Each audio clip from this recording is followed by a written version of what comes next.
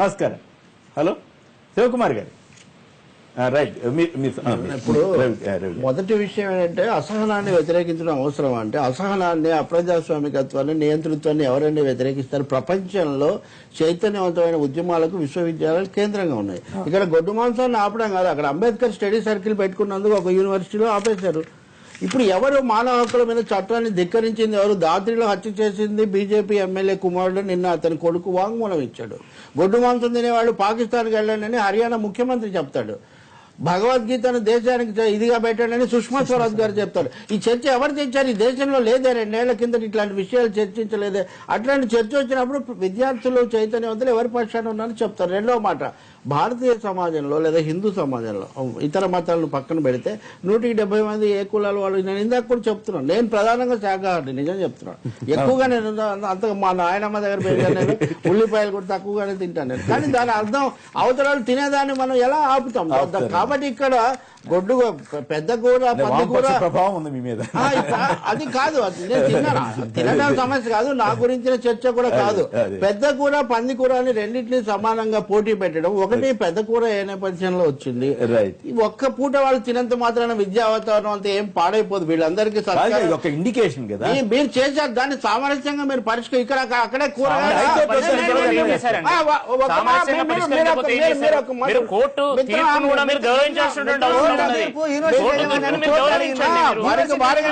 ఏదో వేరే వేరే కారణాలు తీసుకొస్తున్నది. దాద్రిలో వాంగ్మూలం ఏమిచ్చారండి? దాద్రి చేసింది భారతీయ జనతా పార్టీ. మీరు బీజేపీ ఎమ్మెల్యే కుమారుడు ఎవరో వాంగ్మూలం ఇస్తే దాన్ని మీరు ప్రూఫ్ గా చూపెడతారా? ఎవరో వాంగ్మూలం ఇస్తే దాన్ని ప్రూఫ్ గా చూపెడతారా? దాద్రి ఎవరి హయాంలో ఏమింది? సమాజ్వాదీ పార్టీ రూల్ చేస్తున్నటువంటి ఉత్తరప్రదేశ్ లో మీరు వామపక్షాల యొక్క మిత్రపక్షమైనటువంటి సమాజ్వాదీ పార్టీ రూల్ చేస్తున్నటువంటి ఉత్తరప్రదేశ్ లో జరిగింది. దానికి బీజేపీకి ఏం సంబంధం అండి? అసహనం అనేది బీజేపీ వచ్చిన తర్వాతనే వచ్చిందా? ఈ దేశంలో మత ఘర్షణలు జరగలేదా ఇంతవరకు? సో కాబట్టి మీరు బురద వెళ్ళేటువంటి కార్యక్రమం చేయకండి. కోర్టు తీర్చినాక కూడా దానికి ఇంకా ఏదైనా కారణాలు చెప్తే చెప్తున్నాను. మీరు మేధావి, అది ఒప్పుకుంటున్నాం, మీరు మేధావి ఒప్పుకుంటున్నాం. నాకు అక్కర్లేదు కానీ ఇప్పుడు ఒకటే మాట అండి, విశ్వాసాలు న్యాయస్థానాలకు అతీతమైనవని వాదించిన వాళ్ళు భారతీయ జనతా పార్టీ వాళ్ళు. విశ్వాసాలు న్యాయస్థానానికి అతీతమైనవని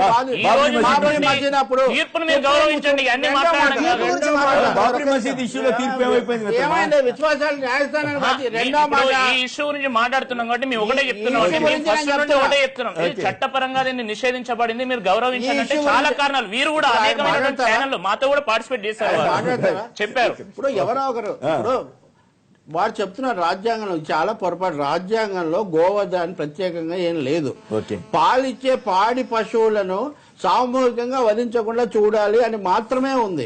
అలాగే 17, 18, 19 అధికరణాలు ఎవరు ఏదైనా తినొచ్చు, ఏ విశ్వాసం అయినా కలిగి ఉండొచ్చు, ఈ దేశంలో అందరికీ సమానమైన హక్కులు ఉన్నాయని చెప్పారు. మీరు ఏ సమయంలో అయితే పలానా తినకూడదని నిషేధించారు, సమస్య చర్చ అలా వచ్చింది తప్ప దానంతగా అది రాలేదు. ఆ వాస్తవం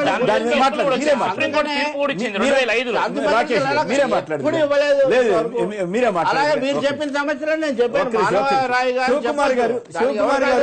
హాస్టల్లో తినిపెట్టండి. శివకుమార్ గారు కరీంనగర్ నుంచి. శివకుమార్ గారు నమస్కారం, మాట్లాడండి. అరుణ్ కుమార్ అండి. Sorry Arun Kumar, sorry. Sir good morning sir. అక్కడ ఉన్న పెద్దవాళ్ళకి విద్యార్థులకు నమస్కారం అండి. ప్లీజ్. సార్ యాక్చువల్ గా నాకు ఒక క్వశ్చన్ అండి. రెగ్యులర్ గా నేను ఈ షోని ఫాలో అవుతుంటాను. రోజు అక్కడ ఆల్రెడీ లీడర్స్ ఉంటారు, బీజేపీ అని, కాంగ్రెస్ అని, టీఆర్ఎస్ అని. అది రోజు వింటున్నాను. ఇప్పుడు విద్యార్థి సంఘం నాయకులు వచ్చి కూడా బీజేపీ అని చెప్పి, కాంగ్రెస్ అని చెప్పి, ఏదైతే ఈ బీఫ్ పార్టీలు అని చెప్పి ఖచ్చితంగా డైరెక్ట్ ఇండికేషన్ అంటే ఇన్ఫ్లుయెన్స్డ్ బై పాలిటిక్స్ అండి. చైతన్య అవసరం అండి. ఇప్పుడు నేటి విద్యార్థి రేపు మంచి నాయకులు కావచ్చు, సమాజాన్ని మంచి చేయొచ్చు. మంచిగా కోరుకుంటే ఎవరైనా మంచిగా కోరుకుంటాం. కానీ కులాల వారీగా, మతాల వారీగా విడిపోయి దేశంలో సంక్షోభం సృష్టించే విధం కాకుండా మల్లేష్ గారు నల్గొండ నుంచి. మల్లేష్ మాట్లాడండి. నమస్కారం. నమస్తే సార్. నమస్కారం సార్. ఓకే అక్కడ ఉన్న రంజిత్ గారితో మాట్లాడుతున్నా సార్. రంజిత్ మాట్లాడండి సార్. రంజిత్ గారు ఓయూ క్యాంపస్ అనేది ఒక పవిత్రమైన దేవాలయం. అలాంటి దాంట్లో ఉద్యమాలు చేయండి, తప్పులేదు. ఉద్యమాలు అంటే ఇప్పుడు ఉదాహరణకు ఒక రైతుల గురించి చేయండి, ఇప్పుడు తెలంగాణ ఉద్యమం కనీసం ఈ పనికిరాని బీచ్ ఫెస్టివల్ అని పంది ఫెస్టివల్ అని ఎందుకు సార్? అది తినే వాళ్ళు అందరు తింటున్నారు, ఒక ఎస్సీలో ఎస్సీలో తినట్లేదు. ఉదాహరణకు నేను బీసీలో మా లాంటి దాంట్లో కొంతమంది చాలా మంది తింటున్నారు, ఒక మైనార్టీలో తింటారు బీఫ్ అని. దానికోసం పవిత్రమైన విద్యాలయం యూనివర్సిటీలో ఇలాంటి చేయడం ఇంతకన్నా వరస్ట్ పని ఇంకోటి అయితే మల్లేష్ గారు ఒక నిమిషం వినండి. అంటే ఉస్మాన్ యూనివర్సిటీ అంటే హిందువుల దేవాలయమా? ఉస్మాన్ యూనివర్సిటీ సెక్యులరా? అంటే ఉస్మాన్ యూనివర్సిటీలో అనేక రకమైన కోజాగిరి ఉత్సవాలు చేయొచ్చు, వినాయక చవితులు చేయొచ్చు, నాగ చవితులు చేయొచ్చు, ఎవరు నచ్చిన రీతిలో ఇవన్నీ చేస్తా ఉన్నారు సార్. యూనివర్సిటీ యాజమాన్యం ప్రత్యక్షంగా కొత్త భవనం కడితే దాంట్లో కొబ్బరికాయ కొట్టి బాబరాయి రాజ్యంలో డైరెక్ట్ మతం ఇన్వాల్వ్ అవుతా ఉంది. మిత్రమా మీరు ఆశ్చర్యపోతారు, కువైట్ లో పూజ చేస్తే తీసుకెళ్లి జైల్లో పెట్టారంటే నిన్న అక్కడ వార్త వచ్చింది. ఆ దేశంతో పోలిస్తే మనం ఎంత గొప్పగా ఉన్నట్టు అదే సంప్రదాయానికి పోలింగ్ క్లియర్ గా చెప్పినా సార్. మేము ఫెస్టివల్ చేస్తా ఉన్నాం, అది బీ ఫెస్టివల్ కావచ్చు, ఇంకో పోర్క్ ఫెస్టివల్ కావచ్చు, ఎవరిని ఒకరిని అడ్డుకుంటాం అనలే, ఎవరు నచ్చిందో వాళ్ళు చేసుకుంటా అన్నాం. దీనికి వ్యతిరేకంగా యూనివర్సిటీ సంఘాలను కూర్చోబెట్టి ఏ ఫెస్టివల్ వద్దని చెప్పేసి మీరు తీర్మానం చేయండి, ఏ ఫెస్టివల్ ఏమి చేద్దాం మేము ఇప్పుడే విరమించుకుంటాం అని చెప్పి స్పష్టంగా చెప్పినాం. దానికి ఎలాంటి విషయాలు చేయలేదు. ఒక్క నిమిషం, ఇంకొకరు మాట్లాడిన తర్వాత మీరు మాట్లాడారు. జీవన్ గారు మరొకరు. హలో సార్, గుడ్ మార్నింగ్ అండి. నమస్కారం అండి, మాట్లాడండి సార్. అసలు ఇప్పుడు జరుగుతున్న ఈ చర్చకి ప్రధాన కారణం, చర్చకి తెరలేపింది బీజేపీ వాళ్ళే సార్, 100%. ఓకే. తర్వాత రెండోది, ఇంతకుముందు పరిపూర్ణానంద స్వామి గారు మాట్లాడారు, పూజ గోవును పూజించారు అని చెప్పి. చరిత్రలో సార్ ఓకే ఆది మానవుడు తిన్న ప్రతి జంతువుని పూజించాడు, దాన్ని తిన్నాడు. ఆ కల్చరే కదా మంది. అవును, దాన్ని వీళ్ళు పూజిస్తున్నారు కాబట్టి తినకూడదండి సార్. ఒప్పుకోరా మీరు? రైట్, రాకేష్ గారు మాట్లాడండి. ఇప్పుడు దీనికి మతం రంగు పులవాల్సినటువంటి అవసరం లేదు. ఇప్పుడు దేశంలోని 29 రాష్ట్రాల్లో 24 రాష్ట్రాలు దీని మీద చట్టం చేశాయంటే బలమైనటువంటి కారణాలు ఉన్నాయో లేదో మనమే ఆత్మ పరిశీలన చేసుకోవాలి.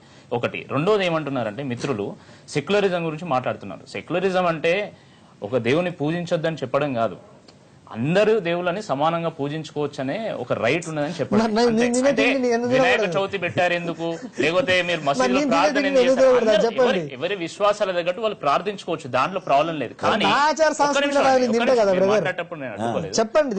మేమేమంటున్నాం అంటే, మీరు ఉస్మానియా యూనివర్సిటీ ముందు టెంట్ వేసి అక్కడ కోసి ఇక్కడ బీ ఫెస్టివల్ పెడుతున్నాం, డప్పు కొట్టి మీరు అందరు రావాలి అని పార్టిసిపేట్ చేయడం ఏదైతుంది ఇది సరికాదు. ఎందుకంటే విశ్వవిద్యాలయంలో ఆ విషయం మీద మీరు అకాడమిక్ డిస్కషన్ పెట్టండి, ఒక 10 మంది ప్రొఫెసర్లను తీసుకురండి, ఒక 10 మంది ప్రొఫెసర్లను తీసుకురండి.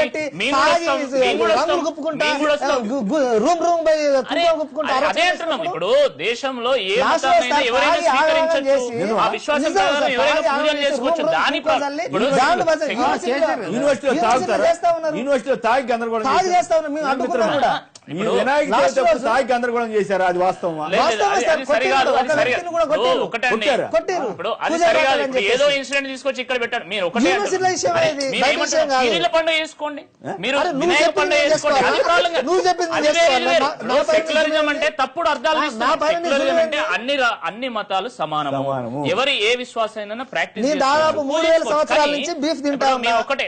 చెప్పేది ఏంటంటే, ఈ రోజు మీరు బీఫ్ ఫెస్టివల్ అంటున్నారు, ఇంకో ఆయన కోడి మాంసం ఫెస్టివల్, ఇంకో ఆయన పందికూర ఫెస్టివల్. ఇది యూనివర్సిటీ దీనికి వేదికనా?